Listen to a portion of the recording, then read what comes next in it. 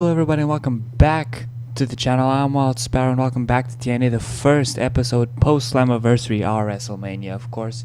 Now, at Slammiversary a lot of stuff happened and a lot of feuds ended, so we need to make that up and we need to get Cody Rhodes a feud that will be worth it. Now, he's been champion for quite some time, since February, so that's March, April, May. That he's on his fourth month, almost ending his fourth month, going into his fifth month as champion. That's quite a long time in TNA standards. And Adam Cole has been champion for 6 months now. That's highly impressive. Ciampa and Eric Young have been champion since March. So there were a lot of title changes for the tag team championship. As you can see, the K was our first champions, then the Broken Hardys won, then Matt Hardy left the company, so the Dudley Boys picked the titles up, and Tommaso Ciampa and Eric Young beat the Dudley Boys for the championship. So that was the second actual title change for the championship. Now, why am I talking about this? I don't know, because I wanted to look at the feuds and see that, like, these guys, Ciampa and Eric Young, Psycho Killers, and Better Than Perfect, are still feuding. Their feud did not end at Slammiversary. Same goes for Adam Cole and Eric Marius. This feud is about ready to be ended, so it will probably be ended at the next event. And Ricochet versus Pentagon. I actually don't remember what the next event is. Ricochet versus Pentagon is also reaching completion, as you can see, as is Okada and Tanahashi. So we'll wrap up these feuds at the next pay-per-view, but until then, we need to find Cody Rhodes someone to feud with for his championship. Remove workers who are currently unavailable. Go over to Impact. He can feud. He's feuded with Angle before, and I feel like I teased that a bit in the past few. He fought Kurt Angle at the last pay-per-view. So I feel like Rhodes has feuded with just about everybody. So he might be dropping the championship soon. But that's not something to worry about right now. Right now I need to worry about Xplosion and the Xplosion Championship. And the Xplosion Championship is going to get handled this episode, as Kenta failed to capture it. So now it's someone else's turn. I just need to check something real quick. Jushin Liger is a face, staying a face. Okay. Ricochet is also a face, staying a face, as is Kenta, because he just walked out of a feud. So let's just make sure that everybody's on the right roster position. So 86, 97. Cody Rhodes is massively over right now. We basically made Cody Rhodes the face of TNA. He's more over than Jeff Hardy, which is surprising to me. Rey Mysterio is still our most over worker with 100 overness, and that is quite impressive. Ricochet also relatively over. Not what I meant to do. He's not touring, or is he? No, he is. Okay. If he wasn't touring, I'd sign him to a written deal, but... So now we go over to the upper mid-carders and we check if anybody like Chris Hero. Chris Hero right here, he's a main eventer. Like this guy, that guy is a main eventer. Hands down. Same goes for Lashley. That is a main event level overness. I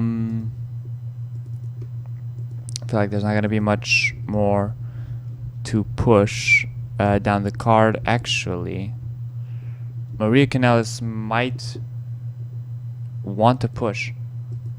Not what I meant to do. But you know what? I'm gonna leave it. I'm gonna leave her there. I'm gonna leave him there. Same goes for Natalia. Now we go down to the lower mid-carders. Pardon me. And I don't think there's a lot of people that I really need to push, so nah. Openers, same thing. Candice LeRae needs a push. There we go. And I think that's it, which is pretty neat. So yeah, let's get our main Xplosion feud going. Now, sadly, this does mean that we kind of oversaturated our Impact main eventers. So this means that we need a turn. So what we could do is Hero and Lashley just turned. They're not turning anytime soon. So what I could do is I could 3, 4, 5, 6. It'll always be an uneven number. So what I could do is I could turn Cody. That'll leave 5 to 4, and turn Ray or Shelton and send them to Xplosion. Now I'm not gonna turn Ray. He's our most over worker. I need that babyface pop. So I'm gonna turn Shelton because I believe he's a lightweight. He's a what? What? Okay. Impact main eventers. So lightweights. Cody's a lightweight. So I could turn Ray and send him over to Xplosion, or I could send Ray to Xplosion and turn someone on Xplosion, which is probably what I'm gonna do. Oh boy. I don't know. I'm just gonna run Xplosion the way it is right now and hope for the best and see what I can do. I'm going to be booking as my main Xplosion feud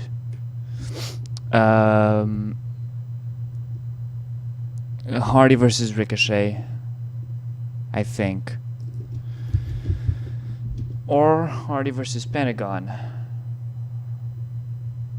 You know what?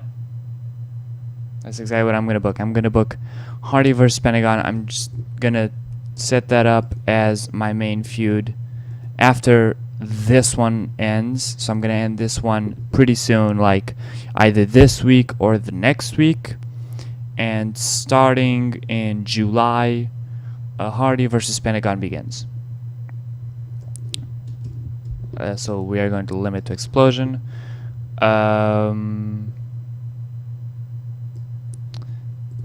The main event is going to be 1v1 singles. We're reaching the end of this feud, so we're just going to book exactly what a feud ending should look like, which is a succession of matches in my mind in one of these feuds. There's a lot of bad blood, so they'll have like a quick succession of matches to quickly wrap it up so that I can elevate Pentagon up to the X-Division Championship, not the Xplosion Championship. I feel like I called it the Xplosion Championship. So Pentagon gets the win, but he cheats. And Ricochet refuses it. I mean, the reason why I would have Ricochet refusing a handshake is like Pentagon would go for it, but Ricochet would acknowledge, no, you cheated. I know that you cheated. I'm not gonna shake your hand because you cheated. But whatever. He doesn't want to shake his hand. Then we can have a brawl to the back, and that'll continue the feud, setting up for next week. Before the match, we're gonna have a Ricochet interview with Ricochet. There you go. On Pentagon Jr. to continue the feud, and that evens it out. We're also going to have an angle.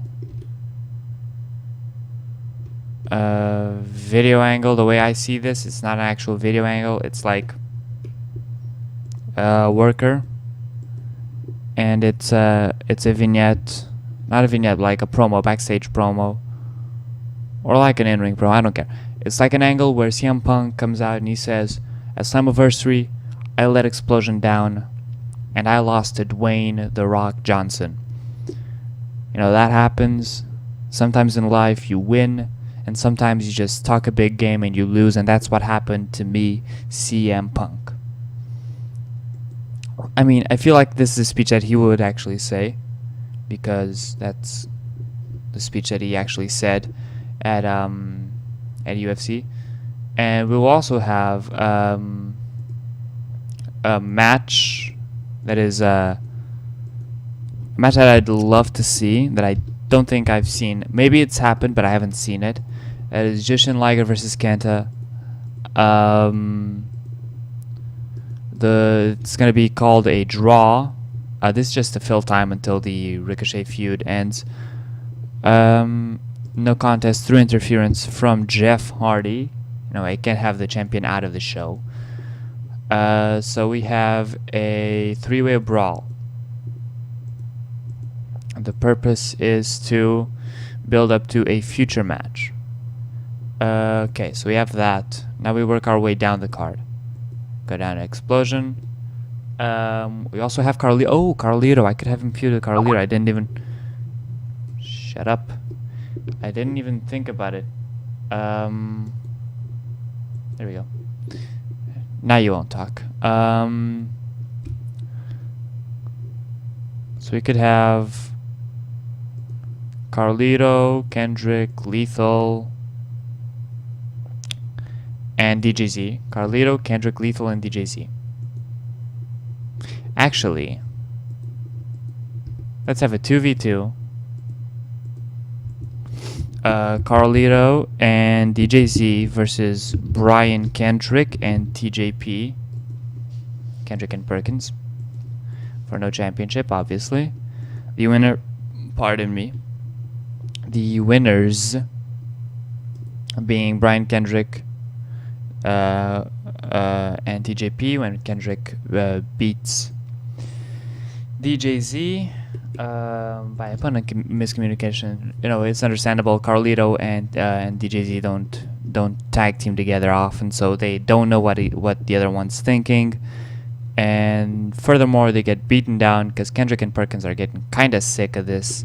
They're not in the main event. They don't like it. So we're going to put Kendrick and Perkins over, I guess.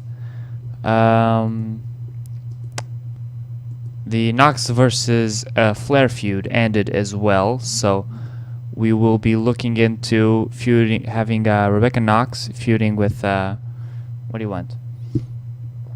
Feuding with Jay Lethal, obviously. Just kidding. Feuding with Lexi Blitz, actually. Knox versus Blitz. That's gonna be our women's feud, starting now. So Rebecca will start feuding with Lexi. Yeah. So we're gonna have an angle where there is an ambush, and it's a 3-on-1 ambush, and it's the Mean Girl posse, which is Lexi Blitz, Tennille, and Alicia taking down Rebecca Knox. Now we're picking back up that storyline that we dropped a few months ago. We're picking that back up, and we're making it an actual thing because Lexi Blitz has been elevated since then. That'll come after a match. That'll come after Rebecca and Alicia have a match, and it's for the Knockouts Championship. And Rebecca Knox wins by DQ. The aftermath is a running attack on Rebecca Knox from Lexi Blitz to continue the feud. So that will set up the angle of the 3-on-1 attack after it.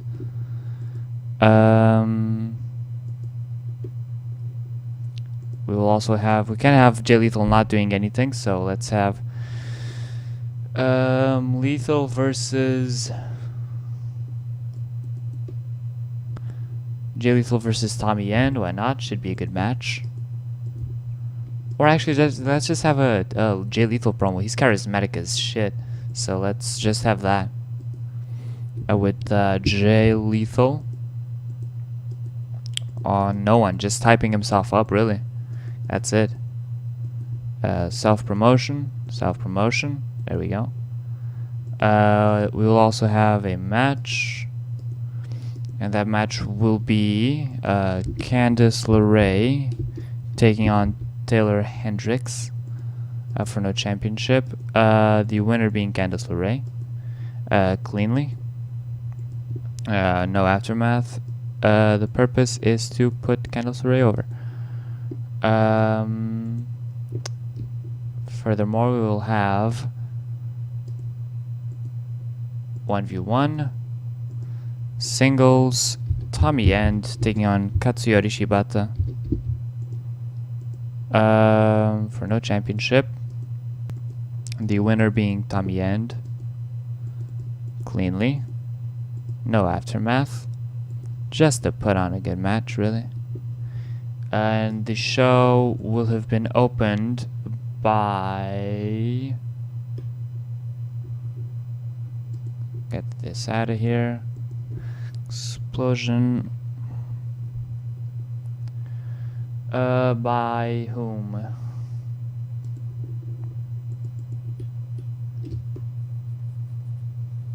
By an angle, a 1v1 angle,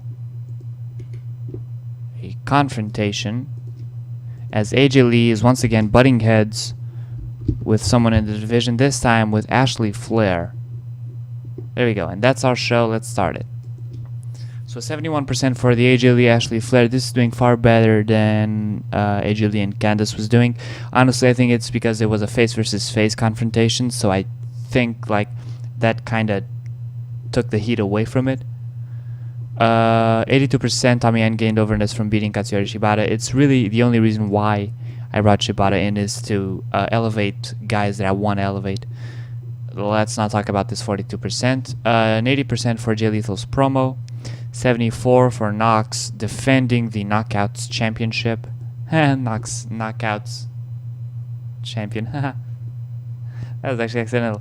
Alicia Crawford, Tennille, and Lexi Blitz gain overness from beating down the Knockouts Champion, Rebecca Knox. Carlito Colon and DJ Z versus Kendrick and Perkins gets a 71. 73 for Liger versus Kenta. 84 for a Ricochet promo on Pentagon. 91 for the Pentagon Ricochet match. And 93 for the promo at the end where CM Punk apologizes for letting Xplosion down. For a 76 overall, which isn't great, but it's not bad either.